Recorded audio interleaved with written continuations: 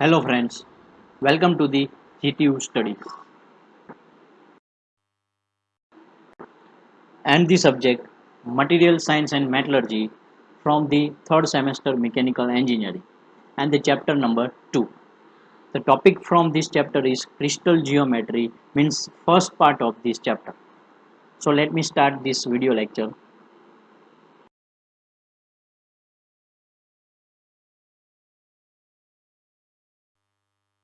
First of all, crystal geometry.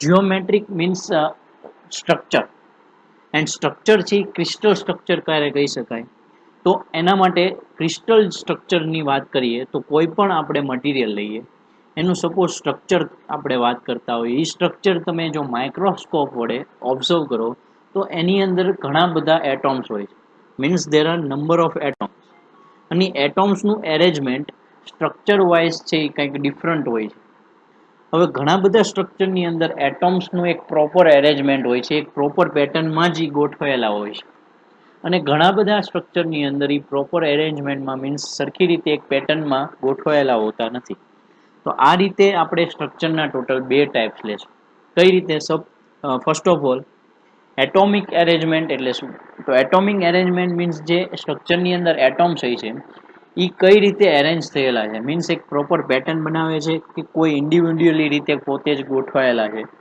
એનો use એટલા માટે છે કે જો પ્રોપરલી એરેન્જમેન્ટ હોય તો એ ઘણા બધી સારી પ્રોપર્ટીઝમાં કન્વર્ટ કરી શકે છે અને એનાથી જ આપણને સારી પ્રોપર્ટીઝ વાળું મટીરિયલ મળતું હોય એટલે એટોમિક એરેન્જમેન્ટ છે એ ઇમ્પોર્ટન્ટ છે for example a metal certain arrangement of atoms permit a good ductility whereas other ones are very high strength અમુક છે ડક્ટિલિટી સારી પ્રોવાઈડ કરતી હોય છે અમુક એરેન્જમેન્ટ છે હાઈ સ્ટ્રેન્થ પ્રોવાઈડ કરતી હોય છે એટલે એકોર્ડિંગ ટુ એરેન્જમેન્ટ આપણે પ્રોપર્ટીઝમાં વેરિએશન લાવી શકીએ તો આ એરેન્જમેન્ટ પ્રોપરલી છે કે નહીં એ પ્રમાણે આપણે સ્ટ્રક્ચરના ટોટલ બે પાર્ટ ડિવાઈડ કરી શકીએ છીએ એક છે ક્રિસ્ટલ સ્ટ્રક્ચર અથવા ક્રિસ્ટલાઇન અને સેકન્ડ છે નોન ક્રિસ્ટલ સ્ટ્રક્ચર અથવા એનું બીજું નામ છે એમોર્ફસ એટલે કે ક્રિસ્ટલ સ્ટ્રક્ચર અથવા એમોર્ફસ સ્ટ્રક્ચર એવું કહી શકાય તો ક્રિસ્ટલ સ્ટ્રક્ચર કોને કહેવાય in which the atoms are arranged in proper way means in proper pattern periodic arrangement of atom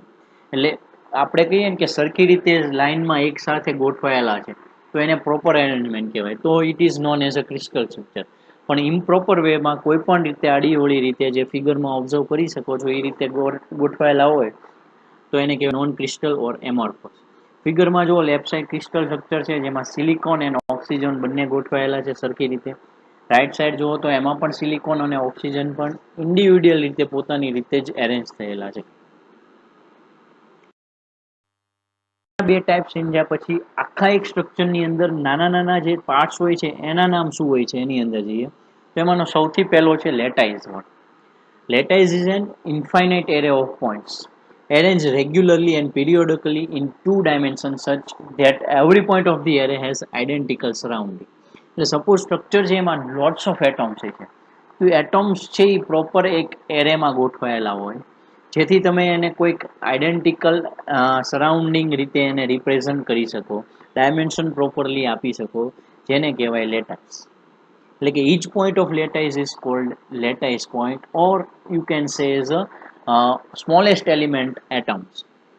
Now this distance between two successive lattice points along x direction is taken as a and along y direction taken as b. કઈ રીતે ફિગરની અંદર observe કરીએ તો suppose મેં અહીંયા a અને b દેખાડેલ છે તો આપણે એક એટોમ્સ લઈ લઈએ અથવા તો એક લેટાઇસ પોઈન્ટ લઈ લઈએ p દેખાય છે p થી આપણે x ડાયરેક્શનમાં આગળ વધીએ તો એક્સ ડાયરેક્શનમાં જે બે સક્સેસિવ લેટાઇસ પોઈન્ટ વચ્ચે જે ડિસ્ટન્સ છે મેં એ કહી દીધું અને વાય ડાયરેક્શનમાં એટલે કે વર્ટિકલ ડાયરેક્શનમાં પી થી આગળ વધીએ તો બે સક્સેસિવ એટલે કે નેક્સ્ટ ટુ નેક્સ્ટ જે લેટાઇસ પોઈન્ટ આવે છે એ બે વચ્ચેના ડિસ્ટન્સને આપણે બી કહી દઈએ so here A and B are said to be lattice translation vectors અને સ્ક્વેર લેટાઇસ છે એવું ક્યારે બોલી શકીએ કે એ અને બી ની વેલ્યુ છે એ સરખી છે આ યાદ રાખજો આ સ્ટ્રક્ચર કઈ રીતે પ્રોડ્યુસ થાય છે એમાં યુઝફુલ થાય છે એક્ઝામની અંદર શોર્ટમાં ક્યારેક 3 to 4 માર્ક્સ કે 1 માર્કમાં ડેફિનેશન પૂછાતી હોય તો આ બધું તમે એક્સપ્લેન ઇઝીલી કરી શકો છો So this is a 2D lattice. If third dimension is added, it gives rise to a space lattice. તો એને કેવું lattice કહેવાશે? Space lattice. Ready? એટલે કે કોઈ આપણે એક ડાયરેક્શનની વાત કરતા હોય કે બે ડાયરેક્શનની વાત કરતા હોય તો એને સિમ્પલ લેટાઇસ કહેવાય. પણ ત્રણેય ડાયરેક્શનની વાત આવે તો એને આપણે સ્પેસ લેટાઇવોસ કહેતા હોય. અને સ્પેસ લેટાઇસ છે એ ક્રિએટ કરે છે એક યુનિટ સેલ. એટલે કે આખા સ્ટ્રક્ચરની અંદર જે એરેન્જમેન્ટ રિપીટ થયા કરે છે એ જે પ્રોપર એક જ એરેન્જમેન્ટ કન્સિડર કરો એને કહેવાય લેટાઇઝ યુનિટ સેલ. અને એ વારા ઘડીએ એરેન્જમેન્ટ રિપીટ કરે એટલે કે એવા નંબર ઓફ યુનિટ સેલ હોય છે જે શું ક્રિએટ કરશે? આખું સ્પેસ લેટાઇઝ, અથવા તો એને કહેવાય યુનિટ સેલ. એટલે કે space lattice equal size volume is term as a unit cell. એના એક્ઝામ્પલ લઈએ કે સપોઝ એક મોટો તમે સ્ક્વેર બ્લોક લઈ લો. બ્લોક મીન્સ 3D ક્યુબ આખો એક મોટો લઈ લો. એની અંદર પાછા નાના નાના નાના ક્યુબમાં ડિવાઈડ કરો. તો એ જે નાના નાના ક્યુબ છે એ બધા સરખા હોય છે. તો એ જે નાનામાં નાનો ક્યુબ છે એને કહેવાય યુનિટ સેલ. અને બધા યુનિટ છે સેલને ભેગા કરો એટલે કે બધા સ્મોલ યુનિટ ક્યુબને ભેગા કરો અને મોટો જે ક્યુબ બને એને આખું કહેવાય structure. Ready? The unit cell is a smallest block formed by a specific arrangement of points, as I said with example. By repetition of unit cell complete the space lattice is formed. Distance between this lattice point is termed as a lattice constant or lattice parameter. ભેગા કરી દો એટલે આખું શું create થશે? એક crystal structure. So the basic arrangement with this certain number of atoms, ions or molecules to construct an aggregate is called a basis. કારણ કે જો એરેન્જમેન્ટ છે તે ડિફરન્ટ ટાઈપ્સના હોય છે અને આ ડિફરન્ટ ટાઈપના એરેન્જમેન્ટ છે એ પ્રોપર એક એરેન્જમેન્ટને કહેવાય one basis. So basis is located at each lattice point. એટલે તમે ફિગરની અંદર જુઓ તો મેં બે બેઝિસ બતાવેલા છે. રાઈટ સાઈડ જુઓ તો બેઝિસ છે એટમ્સ. એક બ્લેક એટમ્સ છે, બીજો એક બીજા મટીરિયલનો હોય છે એટલે રેડ એટમ્સ. લેફ્ટ સાઈડ ઉપર જુઓ તો સ્પેસ લેટાઇસ ક્રિએટ થયેલા છે કે ઘણા બધા એવા સ્પેસ લેટાઇસ છે. અને આવા ઘણા બધા મિક્સ થઈને તમને આખું એક ક્રિસ્ટલ સ્ટ્રક્ચર બને ત્યારે એક પ્રોપર બ્લેક અને જે રેડ એટમ છે એ બંનેને કન્સિડર કરો તો એને કહેવાય બેઝિસ. જે બે વચ્ચેનું બોન્ડિંગ છે એ પ્રોવાઈડ કરે છે. ઘણા બધા ટાઈપ્સના યુનિટ સેલ આવીએ છીએ એની અંદર. તો તમારે ટોટલ મેં જે કીધું કે બ્રેવિસ છે એ ઘણા બધા ટાઈપના આવે છે. 14 type of Bravais we can construct. પણ એની અંદરથી તમારે બેઝિક જે 4 છે એ જ તમારે સ્ટડી કરવાના છે. એમાંથી જે ફર્સ્ટ છે એ છે simple unit cell. Simple unit cell મારે કેવું હોય તો હું તમને એક ફિગર ઓબ્ઝર્વ કરાવું. એની અંદર લેફ્ટ સાઈડની જુઓ, સૌથી લેફ્ટ સાઈડ એને કહેવાય સિમ્પલ યુનિટ સેલ અથવા સિમ્પલ ક્યુબિક. એટલે કે એક સ્ક્વેર જેવું છે, સ્ક્વેર બ્લોક છે 3D બ્લોક. એમાં બધા કોર્નર ઉપર એક એક એટમ છે. Means unit cell is so chosen that it contains lattice points only at its corner. Then it is called as a primitive unit cell or simple unit cell. બાકી એકઈ જગ્યાએ બીજા કોઈ એટમ કે lattice point હશે નહીં. જો simple ક્યુબિકની અંદર જ તે હું એક સેન્ટરમાં બીજો એક એટમ અથવા તો લેટાઇસ પોઈન્ટ એડ કરી દઉં તો બની જશે એની રાઈટ સાઈડની ફિગર. એટલે કે બધા કોર્નરે તો એટમ હોય છે અને સેન્ટરમાં પણ એક એટમ હોય છે. એટલે કે બોડી સેન્ટરમાં એક એટમ છે એટલે એનું નામ આપી દેવાનું છે body centre cubic structure, means BCC શોર્ટમાં.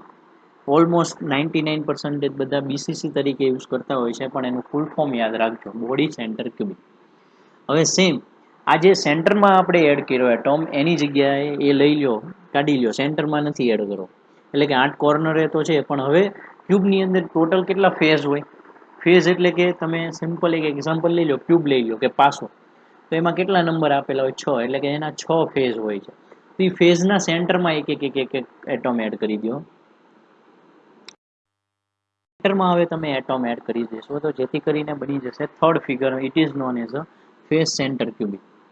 આ જે છે એ 3 મેઇન સબ ટાઈપ છે, મેઇન જે તમારે કન્સિડર કરવાના છે. અને એના પછી આવે છે એક ચોથો HCP, hexagonal cubic pack structure, જે મેં અત્યારે નથી બતાવેલું, તમને હમણાં નેક્સ્ટમાં બતાવું.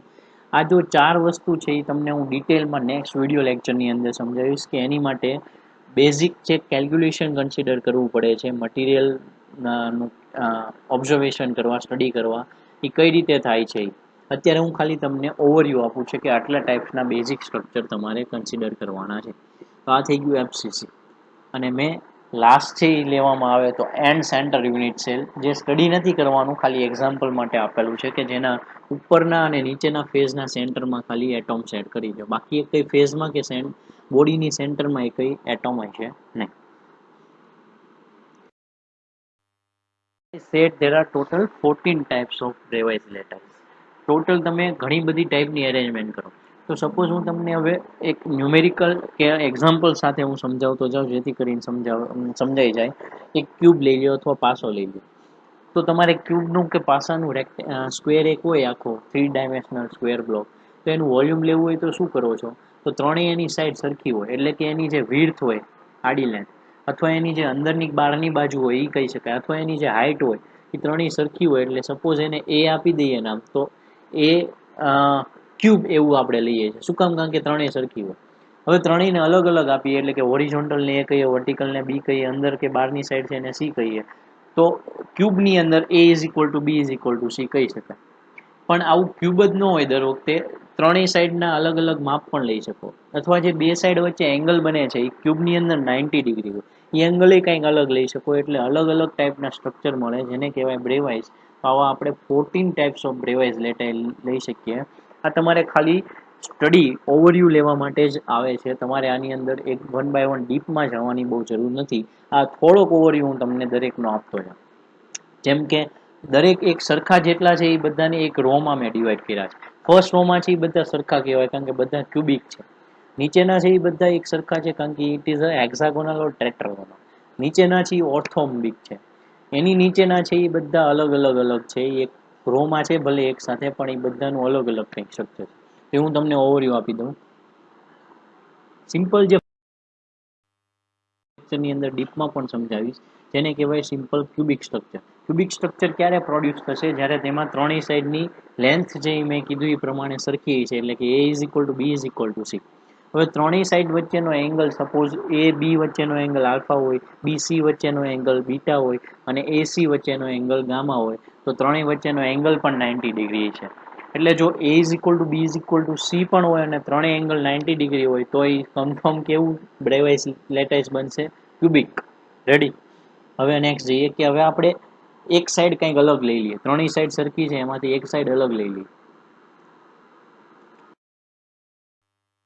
ત્રણ સાઈડ છે એમાંથી આપણે એક સાઈડ કંઈક અલગ લઈ લઈએ, એટલે કે એ બી સરખાય છે, પણ જે વર્ટિકલ ડિસ્ટન્સ છે સી એ કંઈક અલગ છે. એટલે કે એ ઇઝ ઇક્વલ ટુ બી છે, પણ એ બંને સી જેટલા નથી. એટલે સી છે એ કંઈક અલગ છે. એટલે એવું લખી શકાય is equal to B is not equal to C. હા, ત્રણેય સાઈડ વચ્ચેનો એંગલ કેવો હોય છે? 90 ડિગ્રી. એટલે એ કેવું થઈ ગયું? ટૂંકમાં એવું કહી શકાય કે રેક્ટેન્ગ્યુલર સ્ક્વેરમાંથી એક રેક્ટેન્ગ્યુલર 3D સ્ટ્રક્ચર થઈ ગયું. તો એ ક્રિએટ જે કરે છે ને આપણે કહીશું ટેટ્રાગોનલ સ્ટ્રક્ચર. તો લેફ્ટ સાઈડ છે એ છે સિમ્પલ ટેટ્રાગોનલ, અને એના બોડીના સેન્ટરમાં એક એટમ એડ કરી દો તો એને કહેવાય બોડી સેન્ટર ટેટ્રાગોનલ, બીસીટી. આ ઘણીવાર ઘણી જગ્યાએ બીસીટી સ્ટ્રક્ચર એવું યુઝ કરતા હોય છે વર્ડ, તો એ છે બોડી સેન્ટર ટેટ્રાગોનલ. હવે એનું એક્ઝામ્પલ છે ટિટાનિયમ ઓક્સિજનની અંદર. હવે નેક્સ્ટ લઈએ કે આપણે બે સાઈડ જે સરખી હતી એ બે સાઈડ નથી સરખી રાખવી, એટલે કે ત્રણ સાઈડ અલગ જ રાખવી. તો એ થઈ જશે ઓર્થોરોમ્બિક. મીન્સ કે એ બી સી ત્રણેય અલગ છે, એટલે કે A is equal to is not equal to B is not equal to C. આ ત્રણેય વચ્ચેનો એંગલ 90 ડિગ્રી છે, પણ ત્રણેય સાઈડની જે ડાયમેન્શન લેન્થ છે એ અલગ અલગ લઈ લઈએ, તો એને કહેવાય ઓર્થોરોમ્બિક.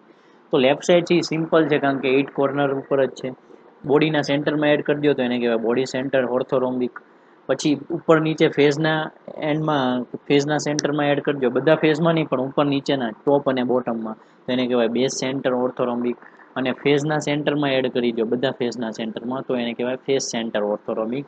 અને example is iron carbon. Ready?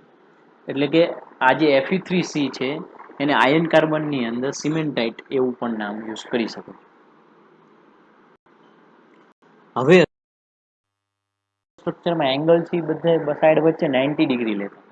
હવે આપણે ત્રણેય સાઈડ સરખી તો નથી જ રાખવાની, જે પ્રીવિયસ સ્લાઇડમાં કર્યું, પણ એમાં ત્રણેય એંગલ 90 ડિગ્રી હતા. હવે આની અંદર શું કરીએ કે બે સાઈડ વચ્ચે એંગલ 90 ડિગ્રી રાખીએ, પણ ત્રીજી સાઈડનો કંઈક એંગલ અલગ લઈ લઈએ. તો એ ઓર્થોરોમ્બિકની જગ્યાએ શું બની જશે? મોનોક્લિનિક. તો જે પહેલું છે એ સિમ્પલ મોનોક્લિનિક, અને રાઈટ સાઈડ છે એ ઉપર નીચે ફેઝમાં એડ કરેલા છે, એટલે બેઝ સેન્ટર મોનોક્લિનિક. ને એનું એક્ઝામ્પલ છે calcium sulphur dioxide with water. Ready? આ જુઓ તો દરેક એક એક એક એક ચેન્જ કરતો ગયો. પહેલું લીધું એમાં ત્રણેય સાઈડ સરખી, ત્રણેય એંગલ 90. પછી એમાંથી એંગલ 90 જ રાખવું પણ સાઈડ એક અલગ કરી દઉં તો એ નવું મળી ગયું ટેટ્રાગોનલ. હવે ત્રણેય સાઈડ અલગ કરી દો તો ટેટ્રાગોનલમાંથી બની ગયું ઓર્થોરોમ્બિક. હવે ત્રણેય સાઈડ છે એ અલગ જ હતી પણ હવે એમાં જે એંગલ હતો 90 ડિગ્રી એમાંથી એક એંગલ અલગ કરી દો એટલે એ ઓર્થોરોમ્બિકમાંથી બની જશે મોનોક્લિનિક. અને એમાંથી પણ હવે ત્રણેય સાઈડ છે એ સરખી તો નથી જ રાખવી પણ ત્રણેય એંગલ એ સરખી નથી રાખવા, તો લાસ્ટ જે છે એ બનશે ટ્રીક્લિનિક. એટલે મોનોક્લિનિકની જગ્યાએ બની જશે ટ્રાયક્લિનિક. હવે થોડુંક એરેન્જમેન્ટ પાછું અલગ કરીએ કે ત્રણેય સાઈડ સરખી રાખવી છે પણ એક એંગલ 90 કરતા અલગ રાખીએ તો એ બની જશે રોમ્બોહેડ્રલ, જે પેલું ફર્સ્ટ લાસ્ટમાં દેખાય છે. જે લાસ્ટમાં વચ્ચે સેન્ટરમાં દેખાય છે એમાં બે સાઈડ સરખી છે, ત્રીજી સાઈડ છે એ અલગ હશે, એટલે કે વર્ટિકલ હાઇટ અલગ હશે. ત્રણેય એંગલ 90 ડિગ્રી નહીં હોય, બે એંગલ છે 90 છે અને એક એંગલ કન્ફર્મ 90 કરતા અલગ ખરી પણ એ કન્ફર્મ છે 120 જ હોય તો એ બની જશે હેક્ઝાગોન. કારણ કે હેક્ઝાગોનલ માટે આપણે કહી શકીએ છીએ કે જે ખૂણો છે એંગલ છે 20 ડિગ્રી બનતો હોય તો આઉટસાઇડ એંગલ 120 બનતો હોય છે. એ પ્રમાણે આપણને હેક્ઝાગોનલ સ્ટ્રક્ચર છે એવું કહી શકાય. તો આ થઈ ગયું 14 ટાઈપ્સ ઓફ બ્રેવાઇઝ લેટાઇસ. જો તમે કેલ્ક્યુલેટ કરો તો 14 એ 14 ટોટલ 14 ટાઈપ્સ આવી ગયા.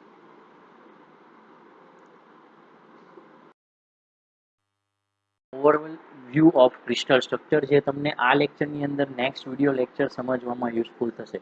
નેક્સ્ટ વિડીયો લેક્ચરની અંદર હું તમને મેં જે કીધા કે બેઝિક 3 સ્ટ્રક્ચર છે બીસીસી, એફસીસી અને એચસીપી, એના માટે મટીરિયલના કેલ્ક્યુલેશનમાં જે એટોમિક પેકિંગ ફેક્ટર, એવરેજ એટોમ્સ પર યુનિટ સેલ ને બધું જે કામ આવતું હોય કેલ્ક્યુલેશન કેવી રીતે કરવું એ એક્સપ્લેન કરીશ. રેડી? આઈ હોપ તમને આટલું સુધી તમને સમજાણું હશે સારી રીતે, એટલે તમને નેક્સ્ટમાં પણ સમજાઈ જાય. આ જ રીતે વિડીયો લાઇક કરતા રહ્યો, શેર કરતા રહ્યો and subscribe hour GTU studies channel. Thank you.